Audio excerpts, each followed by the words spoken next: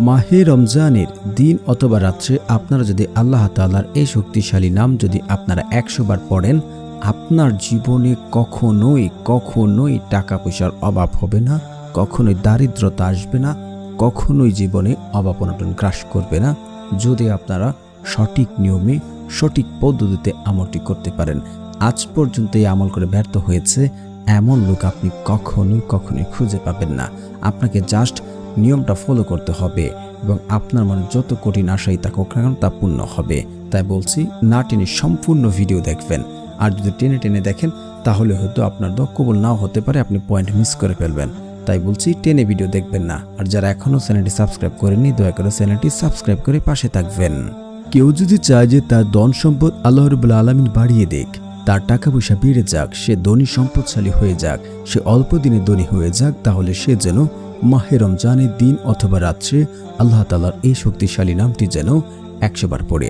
আল্লাহ তাআলা পবিত্র কোরআনে বলেন, তোমরা আমার কাছে দোয়া করো, আমি তোমাদের দোয়া কবুল করব।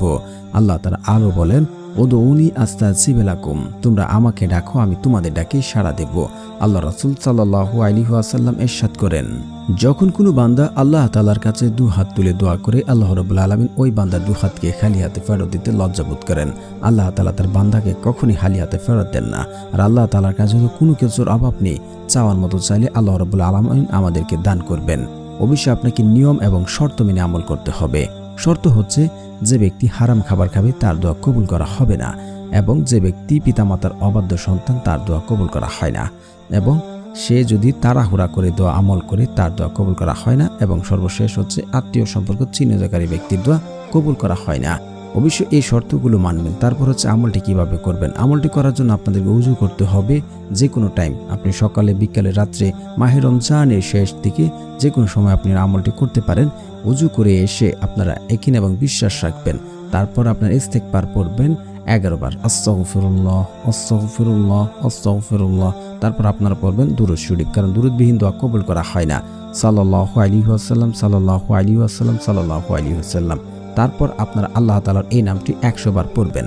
তো প্রিয় বন্ধুরা, যারা আমার এই চ্যানেলটি সাবস্ক্রাইব করবেন তাদেরও মনের আশা পূর্ণ হবে ইনশাআল্লাহ।